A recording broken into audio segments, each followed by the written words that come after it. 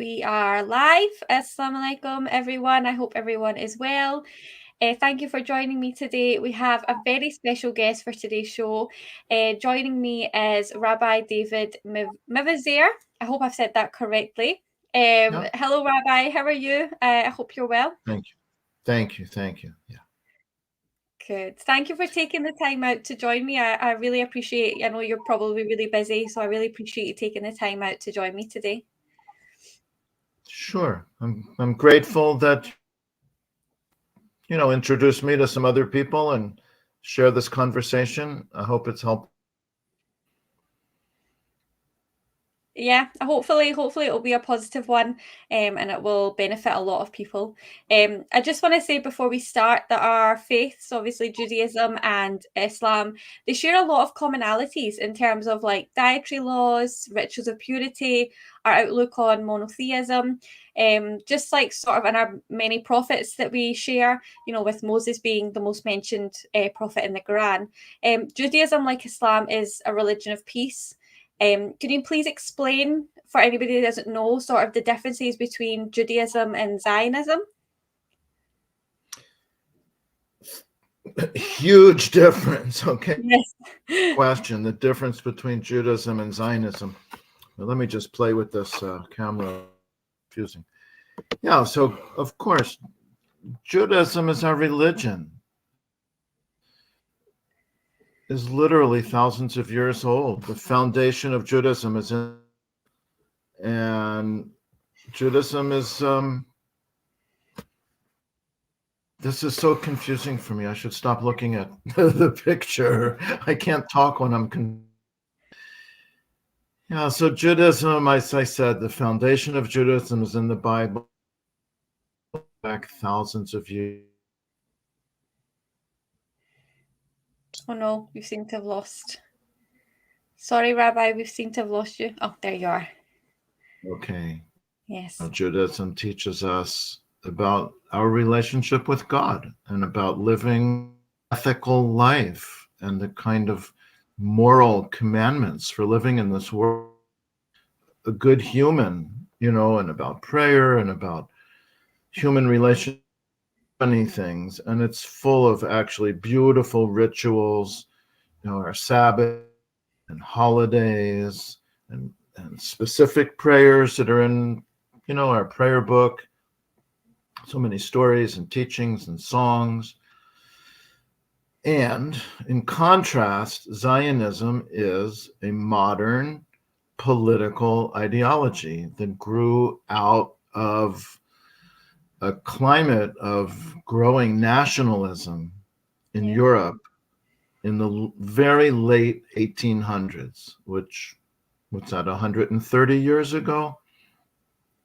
So just to add a little bit more to that, I think up until that time, many people lived in large, multicultural, multi-religious empires. So one that may be very familiar to your listeners is the Ottoman Empire that went on like for 800 years or something. Mm-hmm. And it included, people who were Arabs and Turks and Kurds and many Jews and many other people, Greeks and Bulgarians and Macedonians and Albanians and Persian, so many people. It was mostly Muslims, but many Christians, many Jews, all living together in one political unit. There was a big empire. And next door was we call it the Austro-Hungarian Empire or the Habsburg Empire. That's where some of my recent ancestors, like great-grandparents, lived.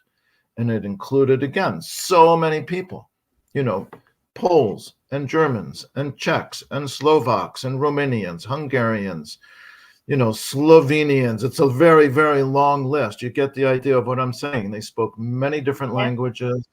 Some were Orthodox Christians and different kinds of Orthodox Christians.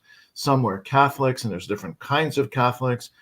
There were different kinds of Muslims. There's different kinds of Jews, and everybody living in this big empire. mingled with each other in different villages and different neighborhoods and different cities. And next door to that was the Russian Empire, that again, it had so many different, I can say, different nations with different languages and different religions, right? You get that.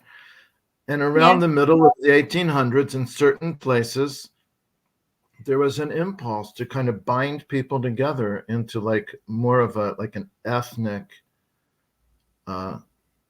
nation state, where on one hand, I'll just take the example I learned about in history class when I was a kid, like in the late 1840s, Germany, what we think of today as Germany, was many, many, many little principalities and dukedoms and some kingdoms, and they got all made into Germany. There was a similar thing in Italy. There were many, many different little political entities, and they all got made into Italy. And in Eastern Europe, it was actually kind of an opposite thing, where people wanted to pull apart and have like a country that would be, for example, Poland for the Poles, or Hungary for the Hungarians, or whatever it was. And Jews lived in all these places. So there were Jews, there were a very small minority, I think less than 5%, who thought to themselves, oh, we should have a country. We should have our own country. And that is Zionism. And the problem with it is that there, of course, were other people. It was their country. They lived there for centuries and centuries. And the Zionists determined that Jews should take it over and rule it. So your question was the difference between Zionism and Judaism. So I'm trying to say something about that. They're completely different. Although, to be real, everyone should know that in Judaism, a connection to that land is inherent. What I mean is it's integrated. It's part of Judaism for Jewish people to feel an attachment to that land or a connection to that land. Now, let's just say a little bit more. We say, I think it's easy. Go on. I want to add just one or two thoughts for this. I think it's important. If you're talking about the difference between Judaism and Zionism, so in Judaism, we say the very first Jew was Avraham Avinu. In Arabic, that might be Abuna Ibrahim. I don't know. But the very, very first thing that God ever said to him was, Lech lecha, go forth, go out to the land that I will show you. And because of his iman, he did it. He just went. He didn't even know where he's going. And God took him to Canaan, to that place. And ever since then, in the Jewish history, of course, everyone knows that Jews lived there for centuries. Our kings lived there. Our prophets lived there.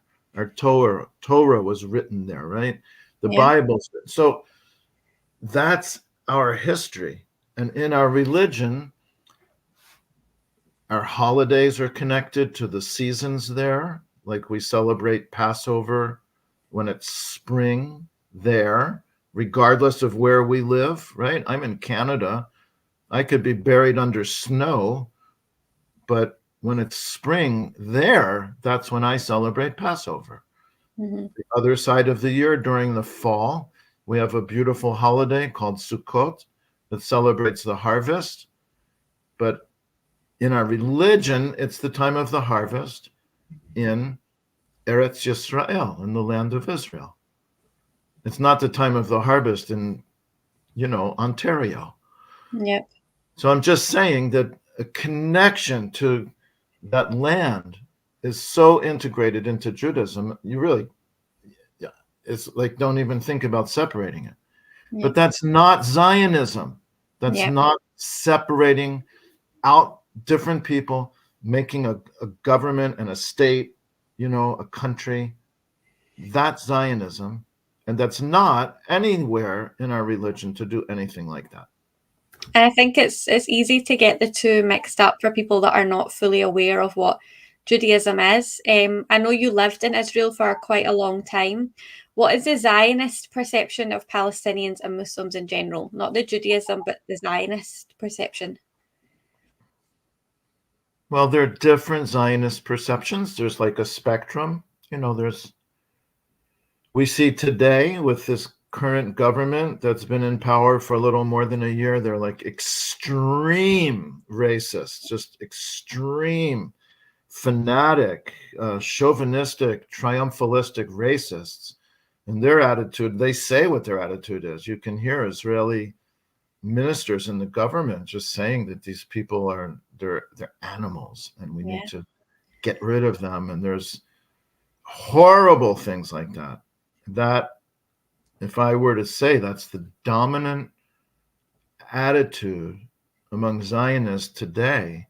I think that's confirmed by elections in Israel that elected that government.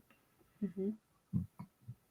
It may be worth remembering there is a spectrum of views, and some other Zionists might say, oh, well, yes, the Palestinians are here, Arabs are here, and we need to treat them decently.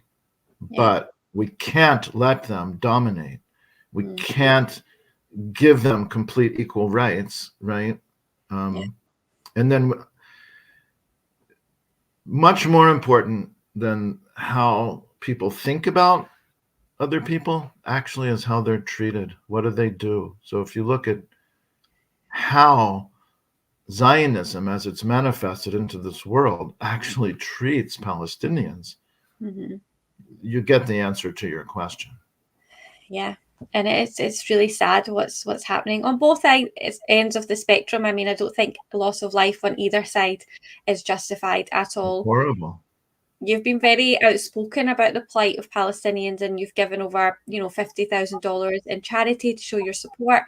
I know you were arrested in Washington, D.C. on October 18th for protesting for Palestine. Can I ask what happened and sort of, is anything come of that? Is everything okay with that now? Well, what's come of that is I was arrested with more than 300 other very committed, strong Jews. That's why we did it.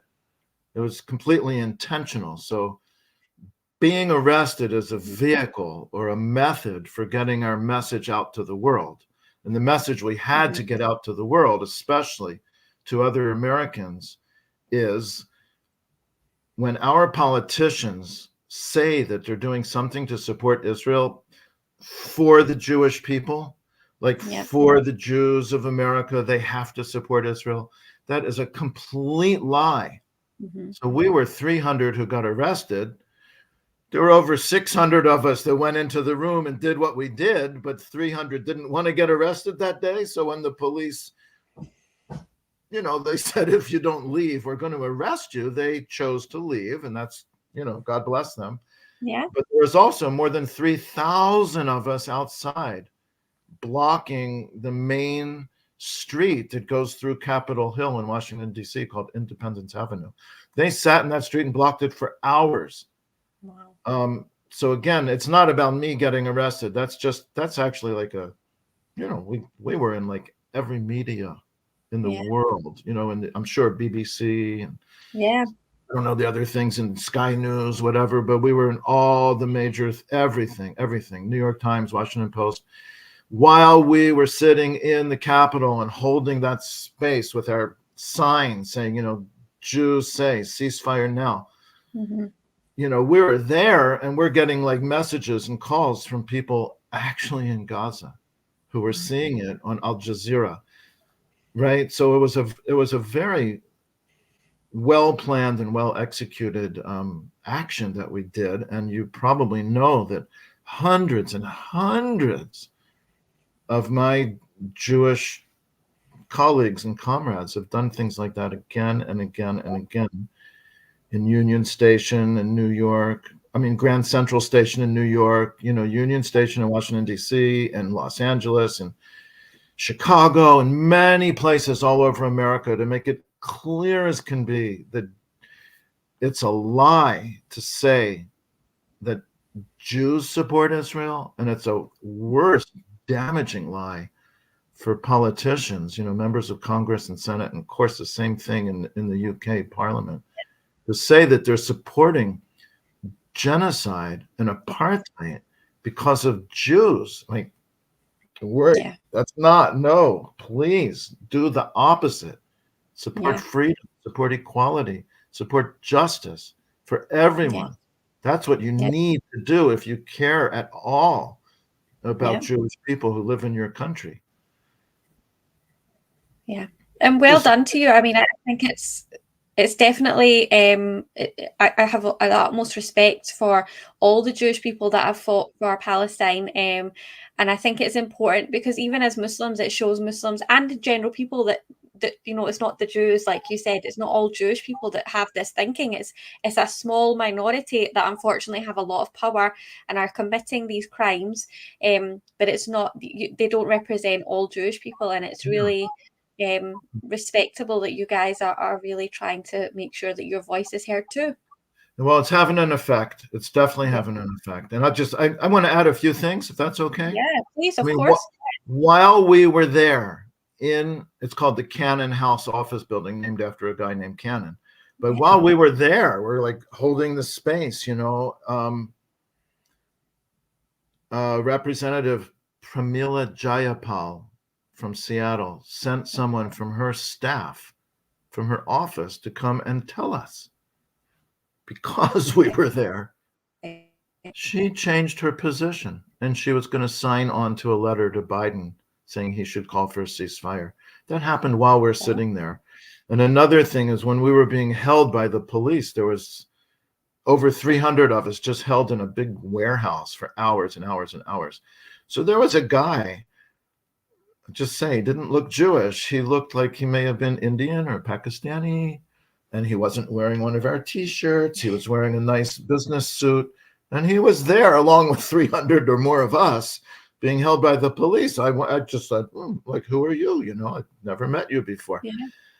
And he's a staff member of another representative in Congress, and Representative Summer Lee from Pittsburgh. Okay. And he left his office and joined us and stayed with us and ended up going to jail with us. So we are. We're having an effect. We're all having an effect. It's very important. I think it's very important for each one of us to act out of who we are. What's our position in the world? What privileges do we have? What access do we have? What talents? What everything? We have to think, who am I? I'm speaking to you right now as a rabbi and a Jewish American citizen and all this other stuff. You're doing what you're doing. You're a Muslim mom. Yeah. And you have a platform. So we all need to think, what can I do? There's a woman in Toronto who I've been in touch with her. She started crocheting yarmulkes they look like watermelons. Oh, right? Okay. Black, red, green, and white. Everybody nowadays knows what that is. Yes. She's making yarmulkes for Jewish people that wear them, that want to indicate their support for Palestinians. I'm just saying, like, figure out, what do you do? Maybe you're a poet, maybe you're a cook, whatever you can do your thing, and it'll help. It adds up. Yeah, everybody needs to have a voice and share their voice. I've recently heard survivors of that tragic time, and they say they don't support what Israel is currently doing to Palestine. Do you see parallels on a smaller scale between what happened to the Jewish people in World War II and what's happening to Palestinians today? So much. Yeah, so much. Yeah, and it's sad. Something that's not a parallel is we see it happening in real time. Yes. from the like a very, horror. like every day, we're seeing it, we're hearing it, we know what's going on. No one can claim, oh, I didn't know. We didn't Yeah. know. Right. And oh, it's just horrible. But the complete disregard for people's lives and targeting completely innocent people, dehumanizing them, Yeah. It's so painful. It's hard to talk about it. And it's really hard to watch as well. I think as a mum, especially, it's really hard to see all these children. I mean, we know that 50% of their population is children, and in Islam, that we're told that defending oneself, if you take one life, it's equivalent of saving all of humanity, and saving one life is equivalent of saving all of humanity. I'm interested to know what the position in the great faith of Judaism is on what's happening between Israel and Palestine, especially in terms of the sense of like loss of life, and what does Judaism say about these sort of matters?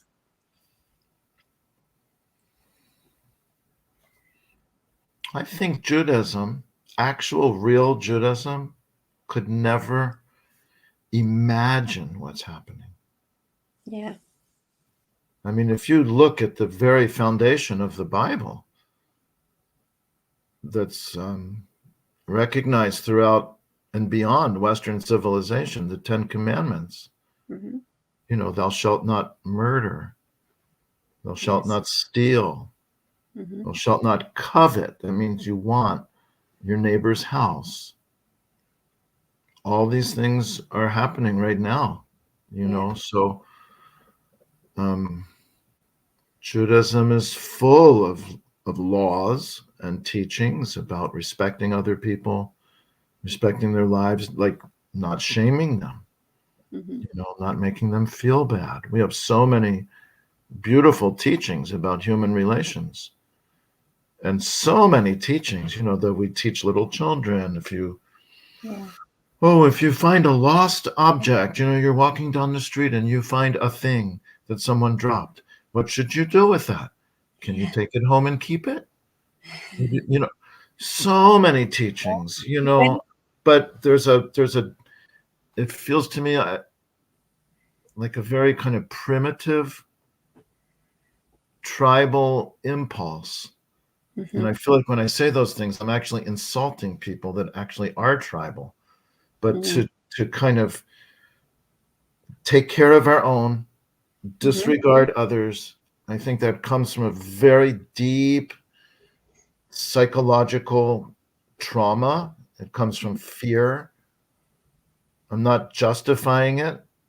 It's not justifiable, but I think it can be explained and maybe understood a little bit about why people completely disregard the teachings of our religion, actually, bizarrely and pervertedly, in the name of our religion.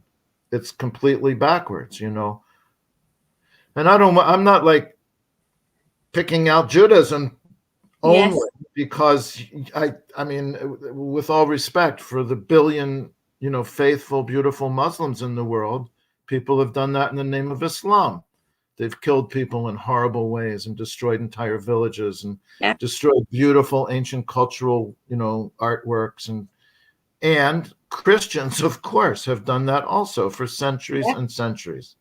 And I know in the culture I actually live in North America, we have a image of Buddhism as, oh, everybody's peace, we're all one with everything. But what are the Buddhists in Myanmar doing to the Rohingya Muslims? So yes, Judaism is being entirely perverted and turned into something that's murderous, but not uniquely.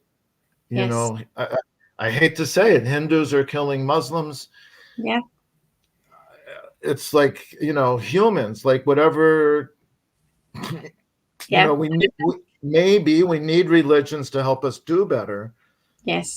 And to control our evil impulses and to live as better people in the world.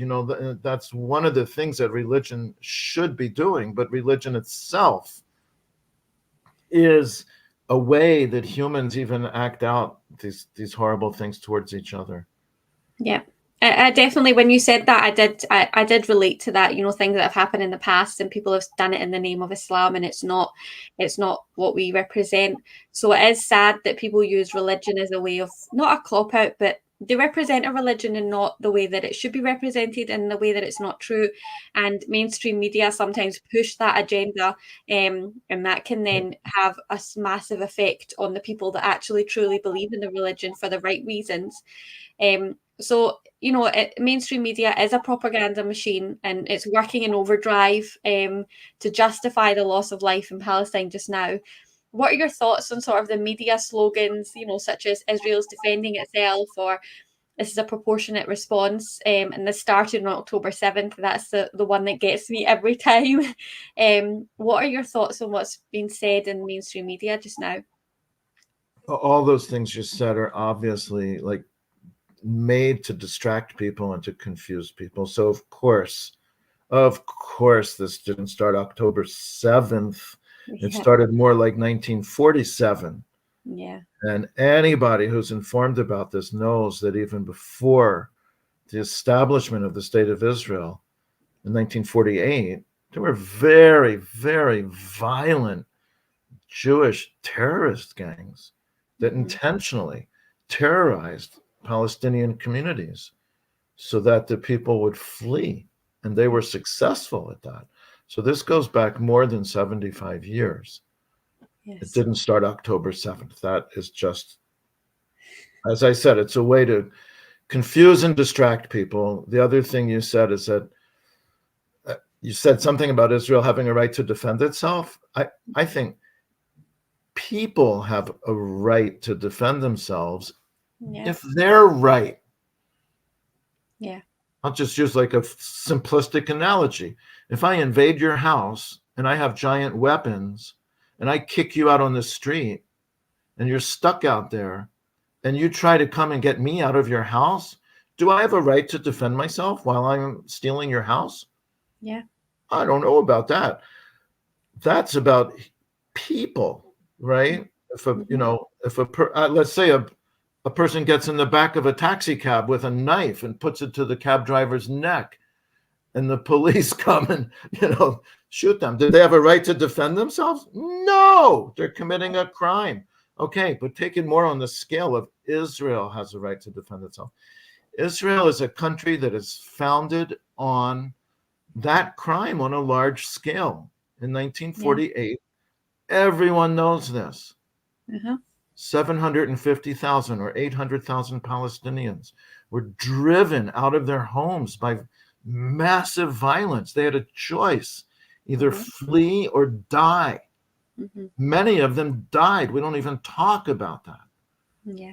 And their homes were bulldozed and dynamited. I've seen this with my own eyes. I've been there. I lived there for years. I know this. No one can dispute that.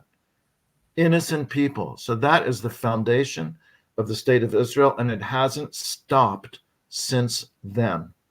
So that entity, that political structure, that thing that we call a country or a state, no, it does not have a right to defend itself. And I'm not in any way suggesting that any Jewish person or other person should be harmed or, God forbid, killed. Yes. We need to get rid of that state, but not get rid of Jewish people. So I'm answering that question about that. Oh, and about proportionality. I mean, I don't even hear the media saying that. No. You said it, but I've never heard anybody even use that argument. There's many other things we hear in the media that Israel's just trying to get rid of Hamas. Yes. The very first day I tweeted, Israel's not going to get rid of Hamas any more than the US was able to get rid of the Viet Cong. And as an American speaking to somebody in the UK, I can say I also wrote the very same tweet. Any more than the British could get rid of the American revolutionaries in 1776. When people have a need to defend themselves, Yes. and they're fighting against an empire, Actually, you can kill so many of them. You can kill the leaders. You can kill the fighters. You just do that over and over and over again. They're not going away. They're not going away, and they're going to come back. Yeah. And it's just horrible, horrible, beyond tragic suffering to so many innocent people. The longer this goes on, Yeah. but Israel's not going to win in the end, and that's what makes it worse. They should get that and recognize that and start working for a different resolution. I don't think that Israel are thinking that far ahead. I think they're literally just bulldozing, and I don't think that they've thought about this at all. And they've had backing from major countries, so they're just assuming that what they're doing is correct. And obviously, us little people can see what's actually happening and can see the madness in it.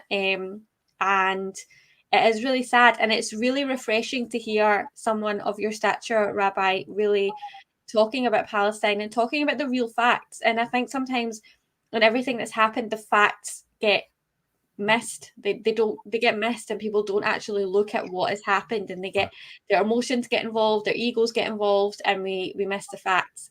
Yeah. And I know that it's the same thing that was happening to Jewish people at the hands of Muslims. I would, if the same thing was happening, I would be against it, and I would speak up, and I would say that it was wrong. Sure. This has got nothing to do with Muslims. Of course, it's more heartbreaking when it's your own people. But if it was the other way around, I would still speak up. And I don't condone any Jewish person losing their lives on October 7th. And I know that you don't either. Sure. What are your thoughts on Hamas and the IDF? Are they both extremist groups? Do you see them both as extremist groups, or because I think that's another narrative that's getting pushed? Hamas are terrorists, IDF are not. Do we condemn Hamas, but we do not condemn the IDF? What are your thoughts on this narrative that's being pushed? Well, clearly, Hamas is made up of people who've lived in an extremely oppressive situation for all their lives. Yeah, they've been born into this, really, haven't they? When we say it didn't begin October 7th, I actually just said it. The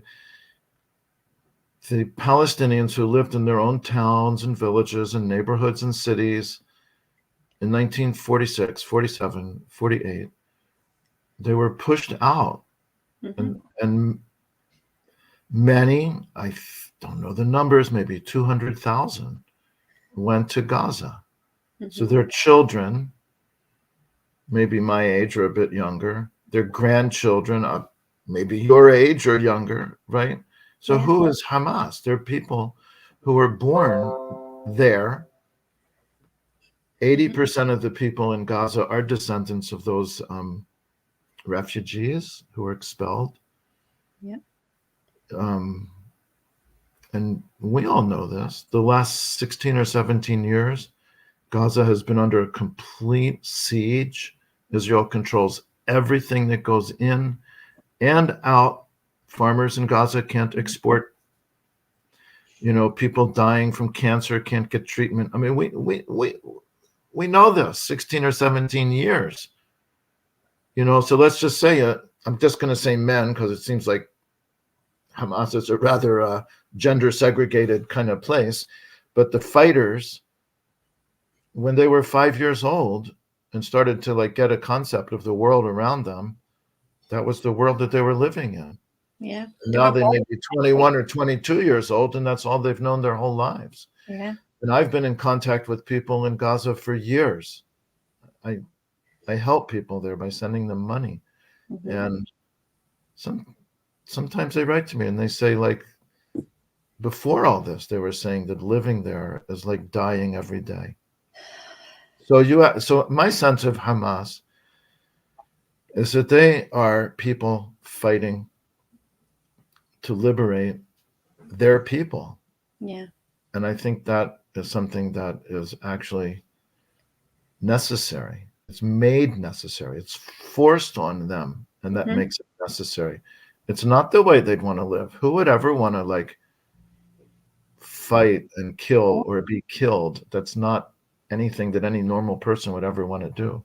But we see thousands of young men willing to do that. I only assume the young women support them. Mm-hmm. They are of the people. They are the people. Mm-hmm. And really, the IDF itself commits acts of terror and has done that since its predecessor organizations. Mm-hmm. You know, before Israel was established as a state and created an army, there were Jewish militias.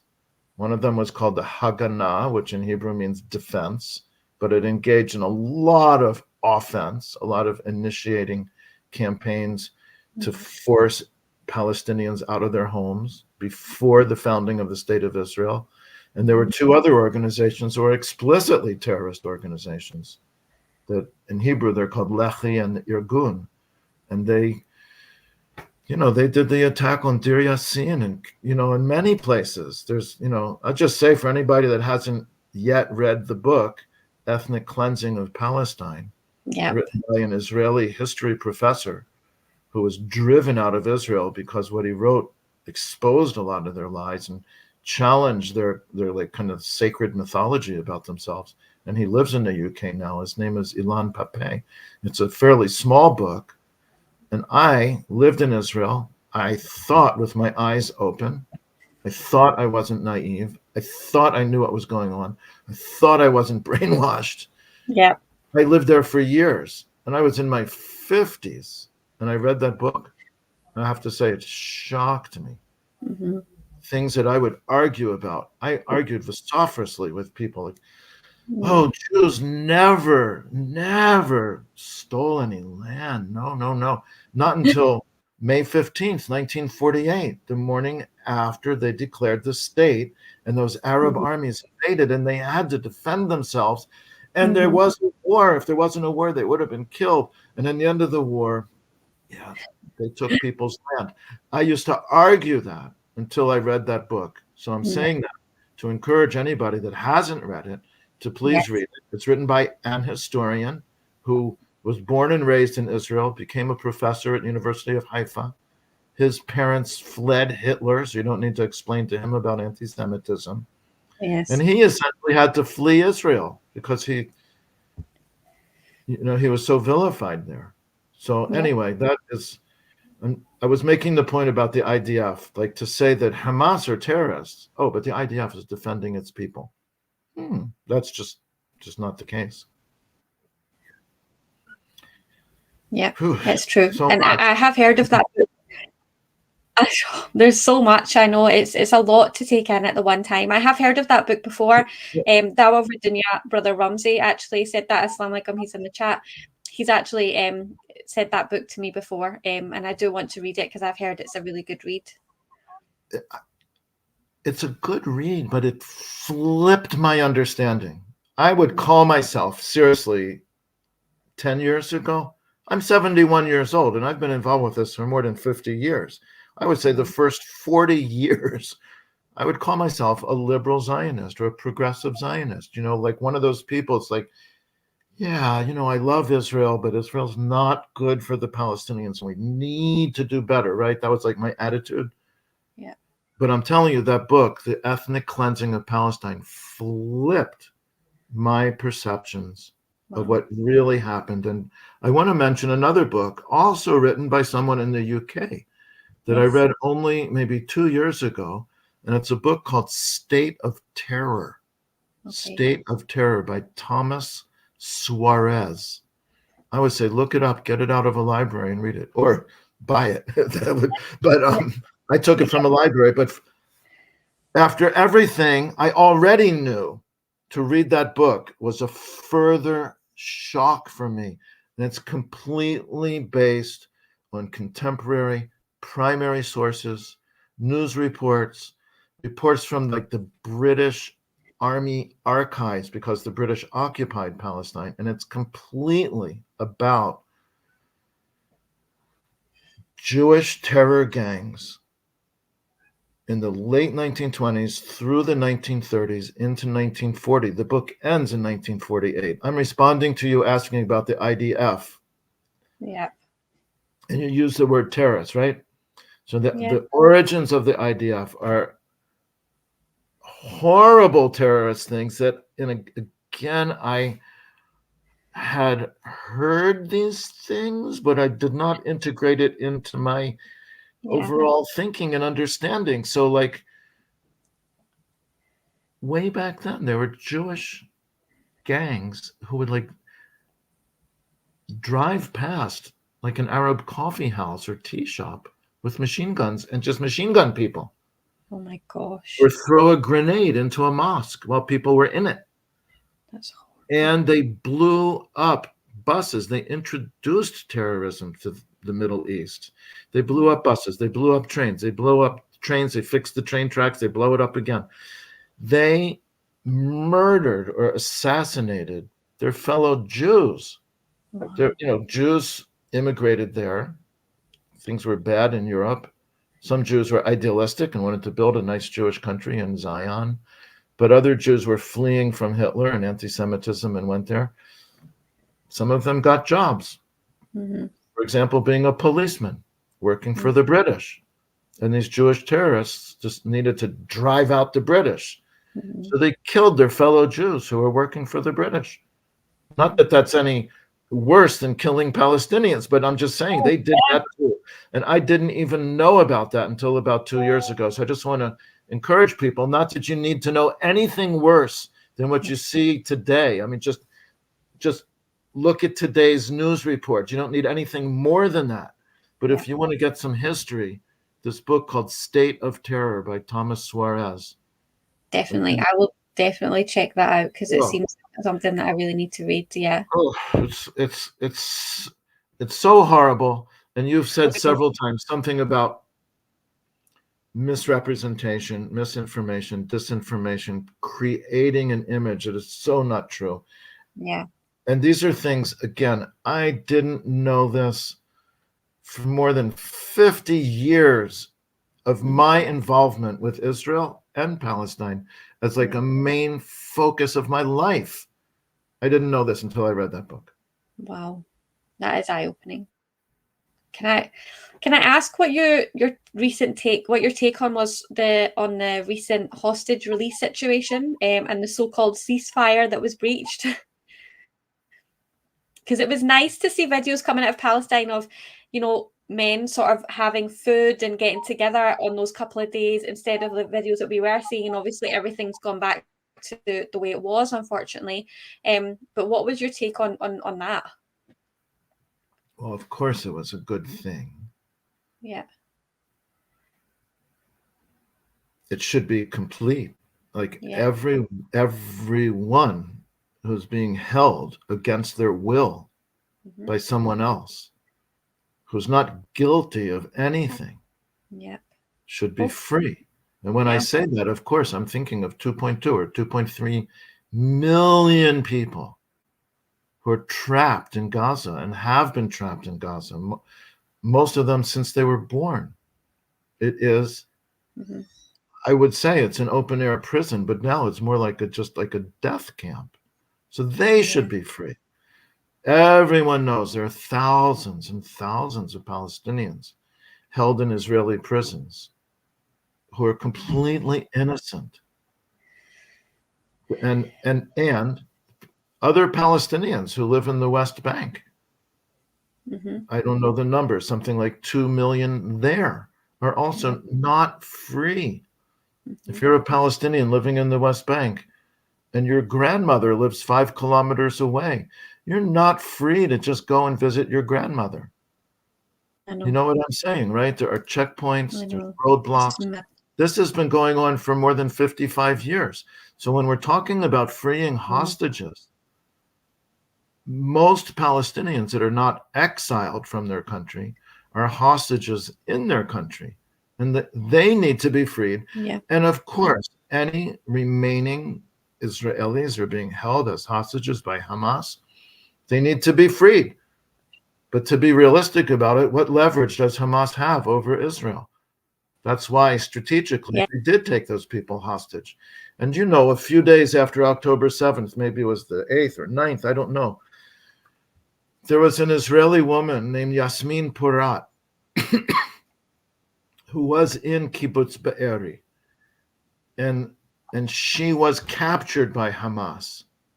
And the Israeli military killed everyone where she was, including her fellow Israeli Jews. She survived. And I heard this. I hope other people heard this also. I heard it in Hebrew from her mouth. She said when Hamas captured her, it must have been so terribly frightening. Yeah. The man who captured her said to her in Hebrew, "Don't worry. We're not going to hurt you.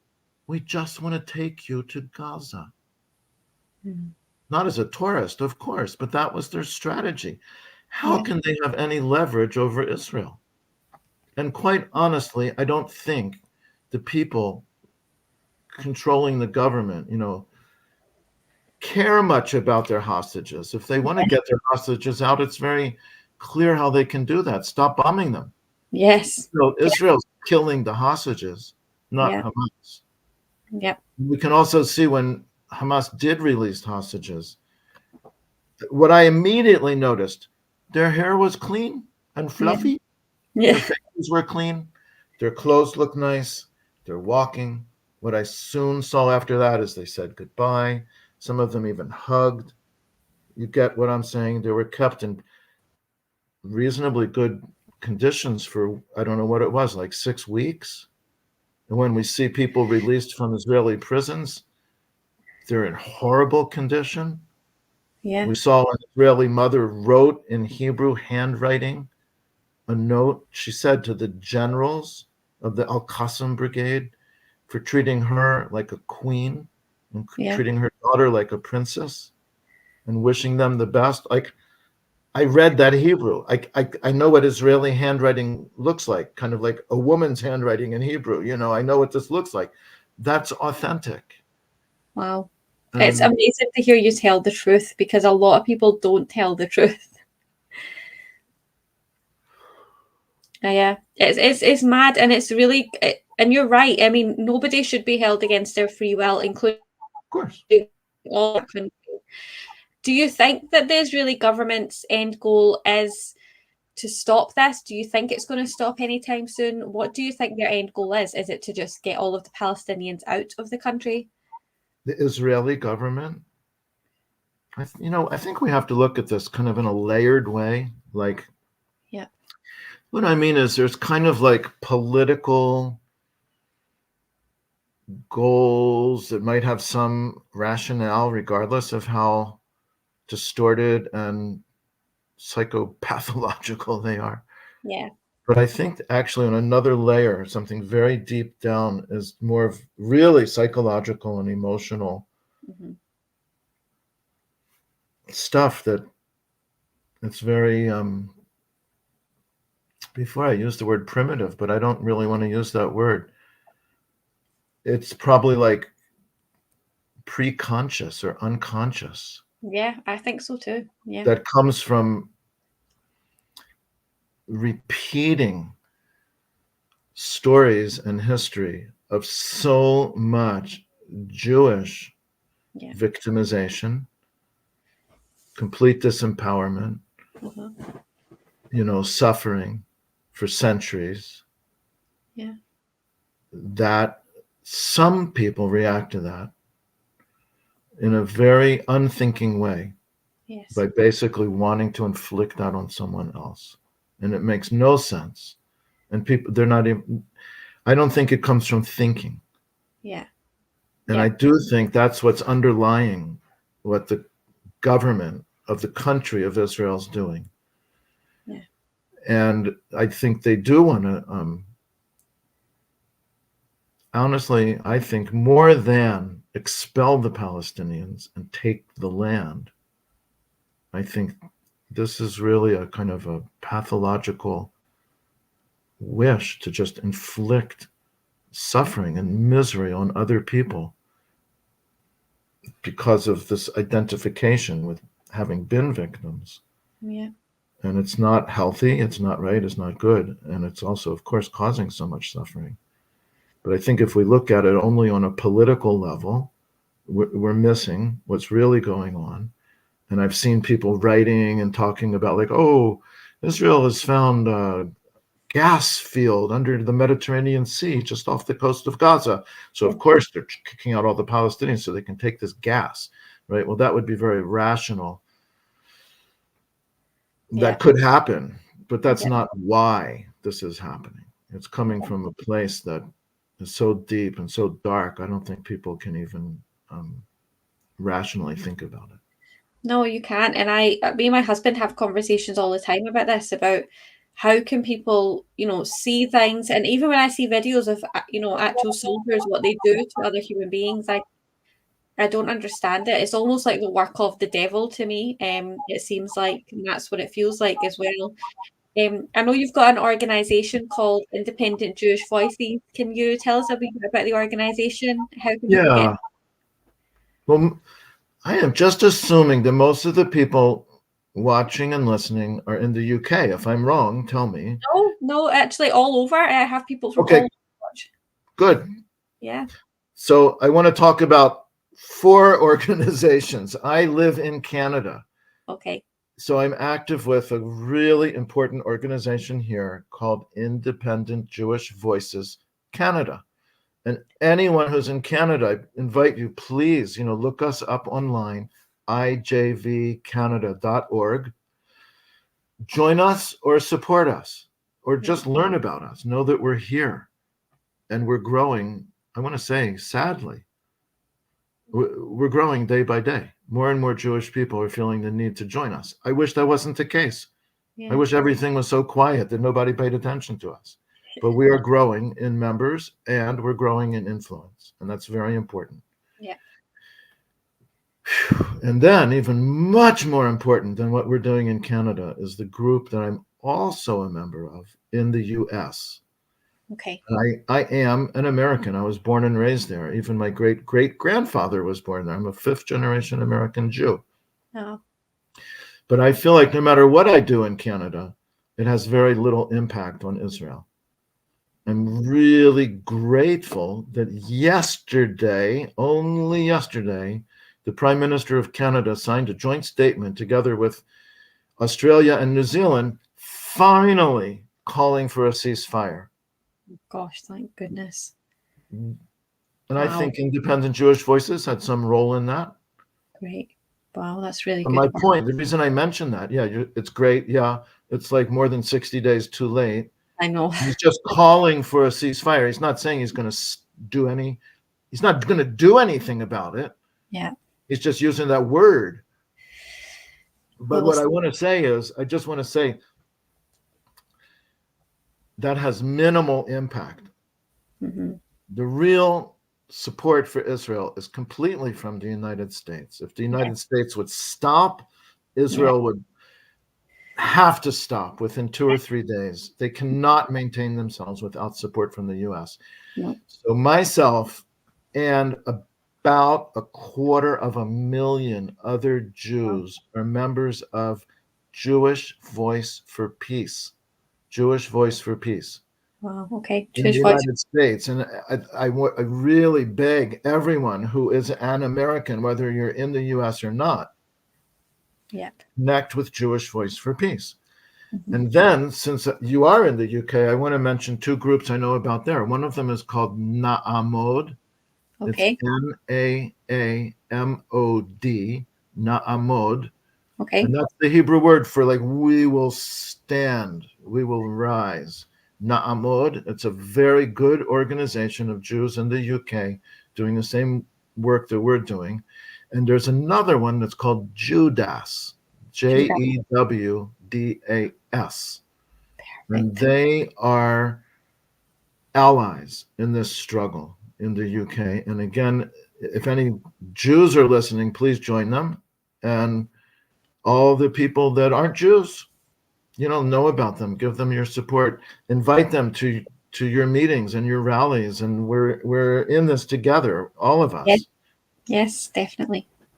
Yeah, Thank you so much for sharing that, and I hope that those groups do help some people. Please go and support them, and please check out Rabbi David as well. He's doing great work. Rabbi, thank you so much for coming on. I know you've got such a busy schedule. I really appreciate your time, and you're taking the time out. And like I said, you're speaking so honestly and respectfully for Jewish people and for Muslims as well, and for people worldwide. The way you conduct yourself makes me respect you, your faith, and the Jewish people in general much more. And it helps bridge that gap between our communities. And I think more people should do this. Like you said, we should join forces rather than fight against each other. Absolutely. So thank you, and may God bless you. Thank you so much for joining me. Thank you. Okay. Thank you. Have a good day. Okay, assalamu alaikum, everyone. Yes.